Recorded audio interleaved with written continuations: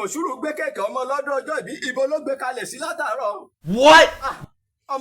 ọmọ Vivian Adéọlá tí í ṣe bẹ́sídẹ̀ lẹ́ni January 8 ọdún 2024 àmọ́ bí tán gbé kẹ́ẹ̀kì sí jẹ́ kí n tún pé. Àló Mọ̀ṣúrù ibo ló gbé kẹ́ẹ̀kì Adéọlá sí?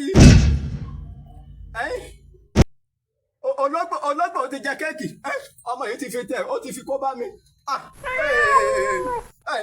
On behalf of Ayọ̀mídé Ọmọ́túyì Blessing oníkanwíṣì Vivian Adéọlá tí ṣe bẹ́sídẹ̀ lẹ́ni January 8 ọdún 2024 yìí ní Happy birthday! Long life and prosperity.